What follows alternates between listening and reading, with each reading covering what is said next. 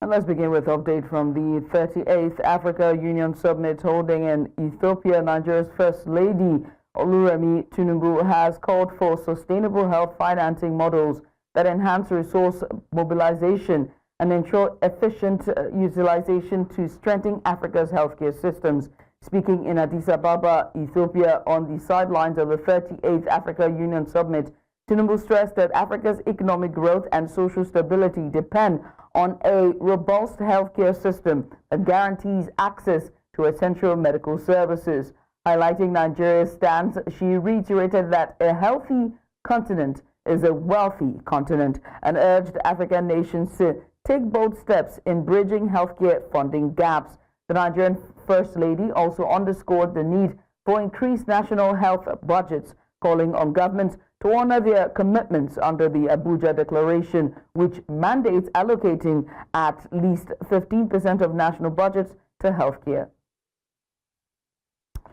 In the meantime, Nigeria's Minister of Foreign Affairs has reiterated the nation's commitment to supporting the assertion of a capable and effective leadership of the African Union. The minister, while speaking on the sidelines of the African Union conference holding in Addis Ababa, says that this is important to spearhead necessary reforms of the AU and lead the clamor of the reform of the current global financial structure. The Minister of Information and National Orientation also at the summit called for the setup of an African rating agency, discarding the global rating agency which favors Western nations to the detriment of their African counterparts. We have a vested interest in making sure that the right sort of leadership is elected for the African Union so that it carries out the necessary reforms, and so that we can use the African Union as a platform to agitate on behalf of all the developing nations for a reform of the global financial structure, for a reform of the political organs as well. Capital is key. It became very, very dear for all African nations to now set up their own rating agency, because the rating agency set up by the West does not favor Africa. Most of the time you find investment in Africa suffering because of access to capital, and capital is key in any investment drive that can happen on the African continent. A strong case was made by world leaders, African leaders, and you know, all of them coming together to say that there's the need for that rating agency to be set up. And I think this is a major agenda for the General Assembly of the African Union. In the meantime, the escalating conflict in the Democratic Republic of Congo takes center stage as the summit opens in Addis Ababa, Ethiopia on Saturday. Tensions have intensified following the seizure of a second major city by Rwandan-backed forces, prompting the absence of DR Congo President Felix Tshisekedi from the summit. The 55-nation bloc is convening at a time when Africa is grappling with multiple crises, including conflicts in the DR Congo and Sudan, as well as the impact of U.S. development aid cuts under former President Donald Trump. Now, despite representing a continent of 1.5 billion people, the AU has long faced criticism for its slow response and ineffective resolutions, with fears of a regional escalation in eastern DR Congo growing. Pressure is mounting on the AU to take a firmer stance as international bodies continue to raise the alarm. Meanwhile, UN Secretary General Antonio Guterres has called for the respect of DR Congo's territorial integrity and urged all parties to prevent a further regional escalation. Guterres made the remark during the opening session of the African Union Summit in Addis Ababa, Ethiopia on Saturday. Now, his statement comes amid heightened tensions following the seizure of Bukavu, the capital of South Kivu province, by M23 fighters and Rwandan troops. No military solution. In the Democratic Republic of the Congo, the Congolese people have been suffering yet again from a brutal cycle of violence. And the fighting that is raging in South Kivu as a result of the continuation of the M23 offensive threatens to push the entire region over the precipice. Regional escalation must be avoided at all costs. There is no military solution. The deadlock must end The dialogue must begin, and the sovereignty and territorial integrity of the DRC must be respected. Now for more on this, News Central's Bongani Ziba is on standby to give us more update from the venue of the ongoing AU summit in Addis Ababa, Ethiopia. Bongani, well done so far, and just let us know what's the latest with the ongoing summit. Afternoon, Judith, and also good afternoon to our viewers. Like you have rightfully said, all speakers here have been speaking about the DRC conflicts, the chairperson Musa Faki also speaking about that conflict, and also the UN secretary saying that there is need for African leaders to come together and see how they can resolve the conflict in DRC. But also they spoke about the conflict in Sudan and Mozambique, that African leaders should do more. We know that last weekend we saw the SADC and also the East African heads of states meeting together to speak about this conflict in the DRC, but now the conflict rather is escalating. So this was part of the agenda here, speaking about ending this conflict in DRC. But also what was spoken about intensely is what is happening in Gaza, also with the Palestinian president rejecting US President Trump that the Palestinians should be deported from their country, and they say that they reject that and they are not going to move from their land. But let me just quickly bring in the All African Student Union president here just to give us his thought about the speeches that we had today. Good afternoon, sir, and thank you for joining us. What's your thought about the speeches today at the opening ceremony? Yes, good afternoon, and thank you for having me again. So far, speaker after speaker, African leaders have made their thoughts known, especially around issues surrounding Africa. We've had comments from the outgoing AU Commission chairperson around the crisis ongoing in Congo. Of course, you see, obviously, the president of Congo, President Felix, is not here today.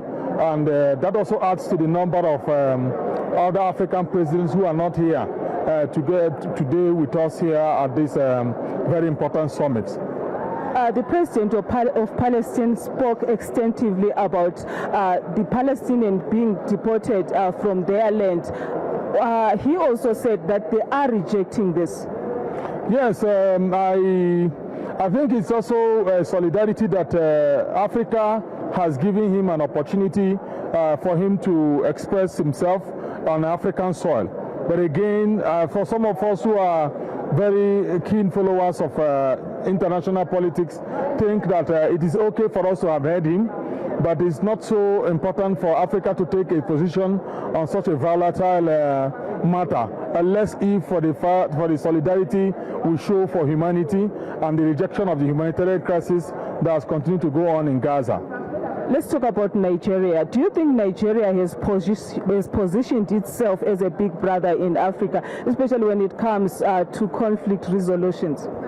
Yes, back in West Africa, I think we have seen Nigeria over the years resolve, actually forestall some crises that could have happened in places like the Gambia and post-election crisis, Sierra Leone, and we've also seen Nigerian peacekeeping missions continue to do their job in so many countries on the western coast. Coming to Ethiopia today, there is a lot of crisis on the Horn of Africa. I see Nigeria has also played a significant role up there.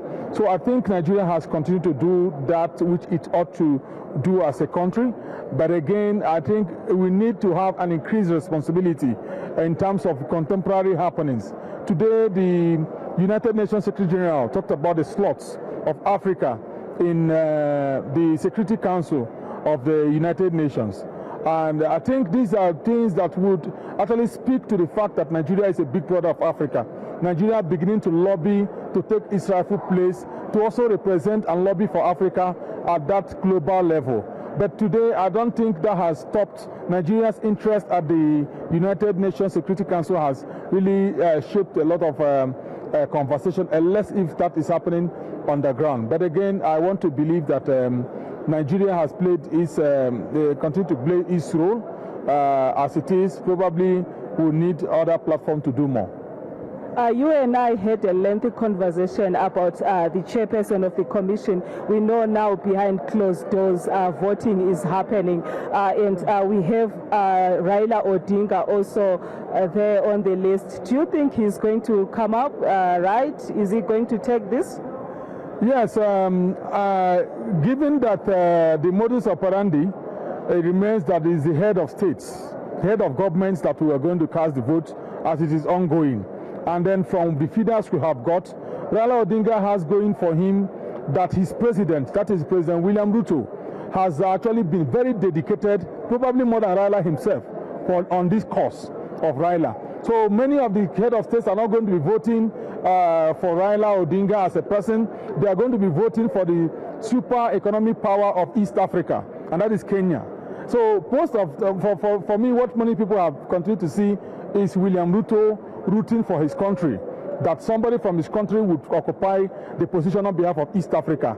Probably not so much about Raila. Raila, of course, had been the chairperson of infrastructure of the African Union. He's not a stranger to the African Union. Raila as a person is not a stranger to so many heads of state. It's not only about William Ruto. We've seen Kagame of Rwanda starting this whole advocacy for Raila. We see Museveni of Uganda and so many presidents trying to use their influence to muster support within East Africa and outside East Africa. We see most of West Africa actually may come for Raila today because of the West African bloc, the Anglophone bloc, with Nigeria and Ghana with him. So, and the West African, of course, it's no longer news that the Anglophone West Africa is not so much so united with the emergence of the AES, the alliance of the AES. So that will also go to Raila's favor. So I want to suspect that if it is about politicians today, it may be Raila's day. But if it's about diplomats, it may go Yusuf's way. Thank you so much, Judith. Those are some of the conversations that are going on here in Addis. We know that behind closed doors, the chairperson of the commission is being voted for. So we don't know who is going to come out as the chairperson, but behind closed doors, the voting is happening. And also here, the summit is going on up until tomorrow. We have seen heads of state with the Nigerian President Tinubu also here, also the South African President also arriving later this afternoon, and other presidents of African presidents also here in Addis. It's back to you in the studio. Well, I must say thank you, Bongani. Bongani Ziziba, their correspondent live from Addis Ababa for the 38th Africa Union Summit happening live there with almost all of the African heads except for the president of DR Congo, who cannot make it. Let's go on a short break, shall we? When we come back on the other side, suspected thugs reportedly assault activists, Sowore, and journalists at Lagos City Marathon. Details after this break. Stay with us. The Nigerian government is weighing its response after Canada denied visas to several senior military officials, including the Chief of Defense Staff, General Christopher Musa, a move that has sparked diplomatic concerns. The Minister of Interior, Olubunmi Tunji-Ojo, and the Minister of State for Defense, Bello Matawalle, have hinted at a potential decisive response from Nigeria. Speaking at the maiden annual lecture of the National Association of the Institute for Security Studies in Abuja, Chief of Defense Staff General Christopher Musa expressed dismay over the visa refusal, calling it a wake-up call for Nigeria. He urged the nation to reinforce its sovereignty and reduce reliance on foreign approvals, emphasizing the need for stronger national self-sufficiency. The federal government has dismissed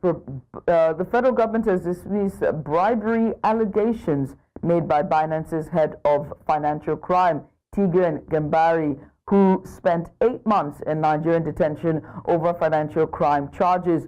Gambarian, a U.S. citizen, was recently released following intervention by the U.S. government He alleged that 3 Nigerian lawmakers demanded a $150 million bribe from him. However, the federal government has urged the public to disregard his claims entirely. Minister of Information and National Orientation Mohammed Idris described Gambarian's allegations as a deliberate misinformation campaign, insisting that it was Binance, not Nigeria, that attempted to offer a $5 million payment to resolve its legal troubles. Petroleum tanker drivers have blamed driver fatigue and poor, or rather bad, roads for tanker accidents, which leads to explosions, killing many and destroying properties worth millions of naira. Now, this was during a stakeholder session organized by the Nigerian Midstream and Downstream Petroleum Regulatory Authority to deliberate on ways of reducing tanker explosions in the country. Amadin Uyi tells us more. Tanker explosions are not new in Nigeria but continues to leave a trail of death and destruction. Between 2022 to 2025, almost 500 Nigerians have died from explosions across the country, with over 50% in the last 2 years. A lot is needed to be done, to avoid challenges of this nature. Lives, once destroyed, cannot be regained, and nothing should be left to be done to avoid situations like this.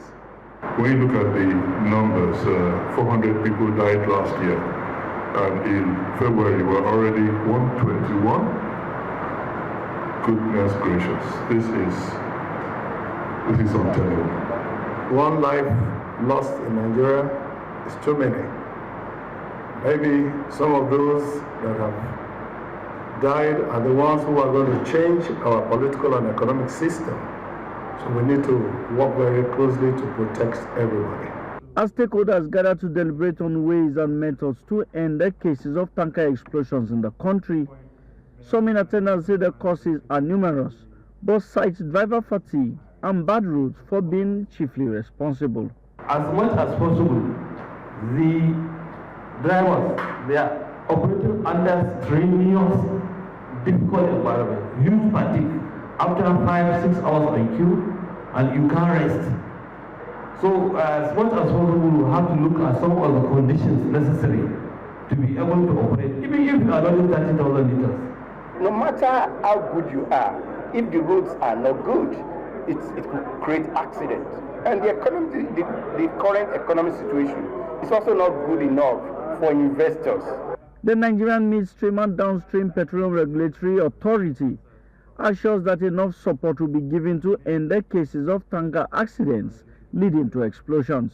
Arising from this meeting, I think a compliance and monitoring team should be put in place to ensure that whatever we are going to agree here are also complied. Let me assure you, we are with you. We will stand by you. We will work with you. We understand what you are going through with all these accidents. We will support you with the training. Stakeholders agree that much more needs to be done to end tanker explosions and prevent the recurring loss of lives and properties. In Abuja for News Central, I am Amadin Uyi. We take a group photograph.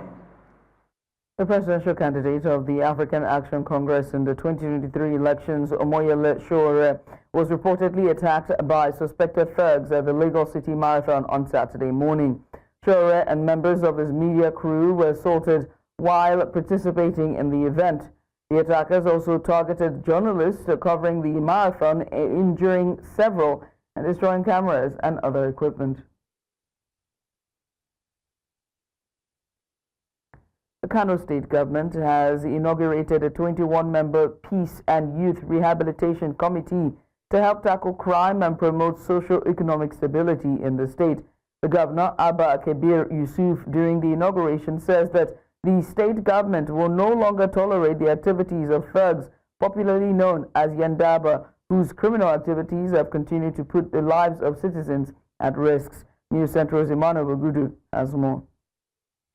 Taking advantage of this huge population, marauding thugs, also known as Yandaba, have continued to pose insecurity threats to citizens, snatching items from passers-by and disappearing into the crowd without a trace. This has left many in constant worry. with no hope of ending the menace in sight. The state government, in inaugurating this Peace and Security Committee, is making a bold statement and telling residents that it will nip the situation in the bud. We are moving smoothly in collaboration with all the security agencies. When suddenly last year there was a resurgence of thuggery, resurgence of phone snatch, police, army, immigration, and also vigilante and the other stakeholders will do our best to see that everything will be all right in Kano State. The State Deputy Governor Aminu Gozo informed the governor on the successes and challenges faced by a previously constituted committee whose tenure had come to an end. Suddenly, there was a resurgence of these endeavor activities in various parts of the metropolis, more especially along the same axis, right from Gofan Nasarawa to Aurambalagu, to Gofan Mata to Aurangadegi into Zaitawa. The governor tasked the committee to develop strategic programs aimed at rehabilitating at-risk youths through counseling, skills training, job creation, and reintegration into the society. So many of our youths around the street without doing anything, without any skill. Since we came in, that is a very rapid training. Training and retraining. Empowering them. It is our support we will continue to do that. The citizens of Kano have always gone about their normal businesses despite any horrible experience from thugs or any gang of criminals. It is expected that this newly inaugurated committee will do a lot to make citizens move freely, going about their normal businesses without any fear of any attack. In Kano, for News Central, I am Emmanuel Bagudu.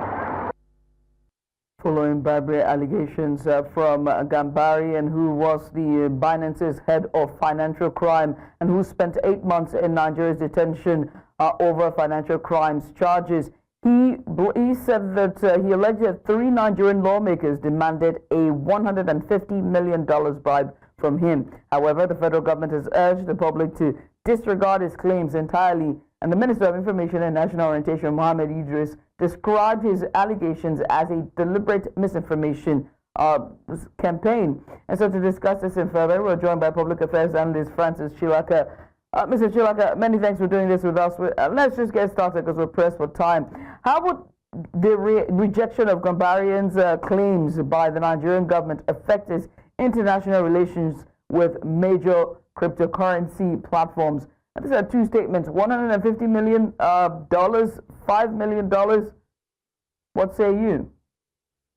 Well, I think the federal government is being too harsh. They're acting too quick to ask Nigerians to disregard the claims. What I have thought and what I believe every reasonable thinking Nigerian expects from this government is to launch an investigation into the matter and get to the root of it. But everybody's saying throw it away, but it doesn't solve the problem. We know that severally, even within Nigeria, the National Universities Commission and all of that, they've accused us, our honorable members, of requesting for a bribe before they do their duties. So if you're asking Nigerians to throw it out of the window, how do we get to find out whether it is true or not? So I think that the federal government should exercise more patience, carry out a proper investigation, and then come back to Nigerians after they've done their investigations. And just so we're clear on this, should the government release more details or evidence regarding these claims, just to allay everyone's fears, and just to these allegations, 3 politicians, or would it be more strategic to keep certain information confidential? Should they name and shame? Well, I think what government should do right now is to tell Nigerians the real reasons why Gambarian was released in the first place. It's very important we know that. It's also very important we know how the other staff member got escaped from house arrest. Because if you say he left Nigeria, he escaped from Nigeria, how did he escape? How did he, get his documentations? How did he board a flight and all of that? So there's a lot of questions left on the shoulders of Nigerian government, and Nigerian government has not answered. So Nigerian government will do the people more, will win the heart of the Nigerian people if they throw more light on what transpired. They said, he was released based on diplomatic relationships and all of that. But we need to know. We have a right to know. And that's why we keep saying, when the government hides information, the people are forced to look for those information. And what diplomatic and regulatory challenges should arise from such accusations? These are heavy accusations. We expect that it will not end now. I hear that one of the honorable members that was mentioned, Abbas, says he's going to court. He's giving him 7 days to retract, or he will go to court. So we need to be informed. Let him go to court. Let us get to the root of this, so that when allegations are made against Nigerian government officials, especially those in the National Assembly, we believe that if they are doing the right things, Nigerians will come out en masse to defend them. But as it is, Nigerians are not even ready to defend anybody, because Nigerians don't even trust their own honorable members. So we are relying on the information he has given us. And this man has given so much information. He has mentioned names, he has mentioned the time of the meetings and all, and where the meetings took place. And well, the ordinary Nigerians were not there. So it is now left for them to prove to us, one, did such meetings hold? Was the National Security Advisor involved in the meetings? The honorable members mentioned, were they involved in the meetings? Let them try to open to Nigerians. Then we'll be able to say, okay, the government has done the right thing. And just, because we're out of time here, but what are the potential, reputational risks for the Nigerian government if it is perceived to be making baseless claims or failing to provide evidence against Binance? Well, what it means is that nobody will trust Nigeria outside the shores of Nigeria, and it's going to dent the image of Nigeria. And I've kept saying that those who are really demarketing this country are those in government. They need to purge themselves and stop demarketing this country. Whatever information they have right now, let them put it out there. This man has put out his own information. Let them put their own counter information and data, and not just to tell Nigerians, disregard it, it's lies. No, nobody in his common sense would do that. Mr. Francis, I must say thank you, Mr. Francis Chilaka, the public affairs analyst, and just giving us a bit of insight on the allegations made by Binance financial officer who was in detention in Nigeria for 8 months, and that's Gambari. And once again, many thanks. We switch gears away from that, as over 400 newly deployed police constables in Benue State are currently undergoing a 1-week orientation exercise before their formal posting to various divisions. The Benue State Police Command says the training is aimed at familiarizing the officers with local policing strategies, boosting professionalism and effective law enforcement. Our correspondent Sagir Ibrahim compiled this report. The Benue State Police Command is conducting an intensive orientation exercise for its newly deployed police constables, preparing them for active service across different divisions in the state. The State Police Public Relations Officer Catherine Anene says that the training will equip officers with practical skills for handling security challenges. The command receives about 480 constables trained from police training school 1A, and it is only proper for the command to give them orientation on the environment they found themselves. About 200 are here. We have some that have gone for combatant orientation. We are trying to familiarize them with their current environment so that it will be easy for them to carry out their duties. Anene says that the command is emphasizing on zero tolerance for corruption and focusing on professionalism in line with the Inspector General of Police's reform agenda. IGP Kayode Ekwetoku, he has been on this fight to make sure that issues of corruption become a thing of history within the police. And so when we get new officers, we want a global standard style of policing. Zero corruption, zero extortion. That's what we're doing here, talking to them. Believe that after here, there will be better police officers and relate better with the Benue people. The police public relations officer expressed confidence that the training will produce better equipped officers who understand modern policing techniques and are prepared to uphold global law enforcement standards. House Speaker of the Lagos State House of Assembly, Mudashiru Obasa, has taken legal action against the state legislature and the newly elected Speaker, Mojisola Miranda, challenging the legality of his removal. Obasa's lawsuit, yet to be assigned to a judge, seeks a court declaration that his ousting was unlawful as it allegedly took place while the assembly was on recess. In an application dated 12th February 2025, filed by his lawyer, Afolabi Fashanu San, Obasa claims he was removed on 13th January 2025 by 36 lawmakers while he was out of the country. The embattled lawmaker is requesting an accelerated hearing and a court order to shorten the response time for the defendants, giving them just 7 days to file counter affidavits or written addresses post-hearing. Abia State government and the organized labor in the state have signed fresh agreements on the consequential adjustments in the minimum wage. Workers of higher cadre have been complaining about the initial adjustments, which they say do not reflect their seniority over those in the lower rank. The Chief of Staff to Governor Alex Oti, Caleb Ajagba, says government looks forward to an improved performance in service of the workers. The state chairman of the Nigeria Labour Congress, Ogbonnaya Okoro, confirms that the grey areas of the adjustments have been amended. I want to happily announce that today we have completed that assignment. He has approved and we have signed it into law or agreement in civil service. Very soon the head of service will pass a circular so that both level 1 to 7, level 8 to 17 are better placed than what we had the other time. Every civil servant in Abia will rejoice with this latest minimum wage correction that we did today. All through the period we started the negotiation up to the point of signing of discovering that there were certain mistakes and then reconvening.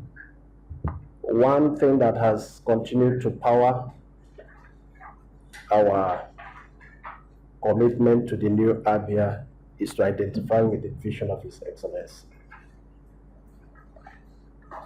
Today, I believe that every Abia worker, every civil servant in Abia State will be able to look back and know that to whom much is given, much is also expected. The Nigerian National Petroleum Company Limited has denied allegations that it is selling substandard petrol with a high burn rate. In a statement on Saturday, NNPCL spokesperson Olufemi Shoneye dismissed a viral video comparing fuel from NNPC and Dangote refineries. The content creator claimed NNPC's petrol lasted just 17 minutes in a generator, while Dangote's fuel ran for 33 minutes. NNPCL clarified that the fuel in question was sourced from the Dangote refinery and meets strict industry specifications. The company confirmed or condemned the video as misleading and warned of legal action against those spreading false claims. NNPCL also urged Nigerians to rely on verified information and also reaffirming its commitment to fuel quality and consistent supply.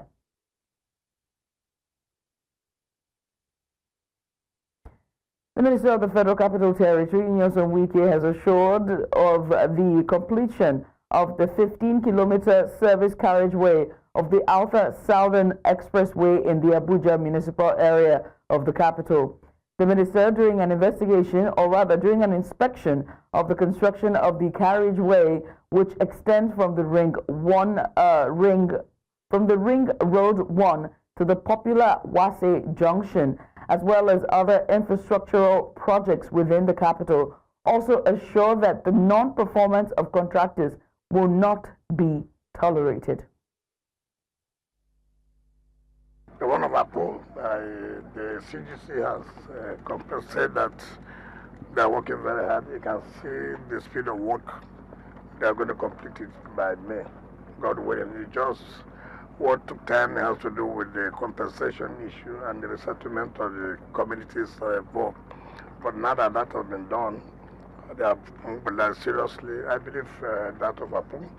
Also here, the company Salini had also said that they are working very hard to see that they hand over by the end of May. Looking at the beach, you can see it's a serious work. What delayed was the approval from the Ministry of Transportation to, cross the red line. But now that the approval has come, I think we believe that the more work will be done. And the municipal and regional councillors in Togo began voting on Saturday in the country's first ever senatorial election, despite growing concerns that the president of the country is laying the groundwork to extend his grip on power indefinitely. Several opposition parties have boycotted the vote, while civil society groups have condemned the constitutional reform as manipulative and undemocratic. Under the new system, the presidency becomes a ceremonial role, with executive power shifting to the president of the Council of Ministers, a position currently being held by the president himself. Having ruled since 2005, after succeeding his father, who governed for 38 years, Togo's president's political maneuvers have fueled fears of an uninterrupted family dynasty. Togo, les sénateurs, c'est une nécessité, puisque c'est prévu dans la Constitution. Nous devons y arriver et voter. C'est tout à fait un droit pour le citoyen et puis un devoir également pour le citoyen. C'est une Constitution que nous n'avons jamais expérimentée. C'est pour une première fois. Il fallait l'expérimenter et voir les côtés qui ne sont pas bons et apprécier le reste. En 1992, dans les tests, on a mis déjà dans les tests du Togo l'élection sénatoriale, mais qui n'est jamais arrivée. Et c'est un devoir pour moi aujourd'hui que j'ai rempli en effectuant cette opération. Donc mes impressions sont bonnes.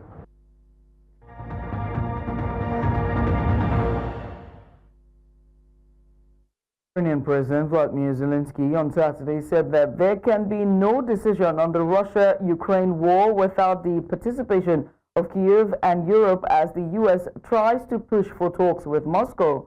Zelensky said this during the Munich Security Conference. The U.S. President Donald Trump on Friday said that Russia, Ukraine and the U.S. would meet on the sidelines of the Munich Security Conference to discuss ways to end the war.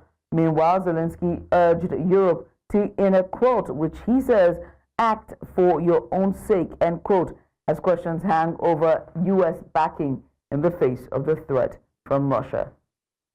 I believe in Europe, and I'm sure you believe too. And I urge you to act for your own sake.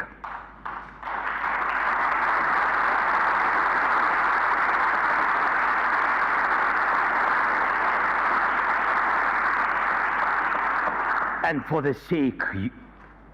sake of Europe, people of Europe, your nations, your houses, your children, and our shared future.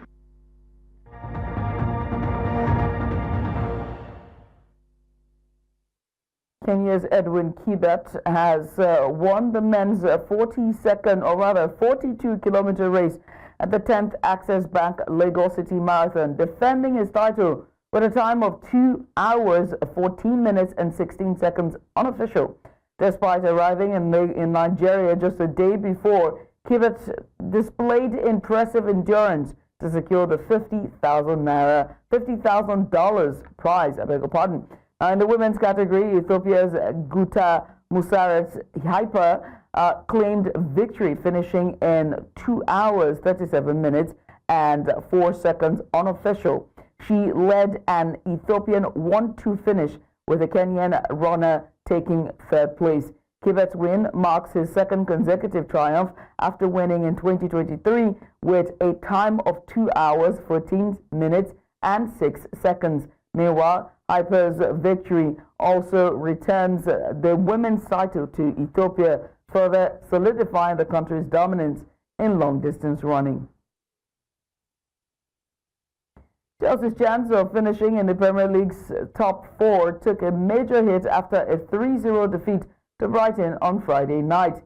Kiaru Mitoma opened the scoring with a stunning finish, controlling a long pass before curling the ball past Felipe Johansson. Now, Yukoba Mita doubled Brighton's lead before halftime and sealed his brace in the second half with a deflected strike.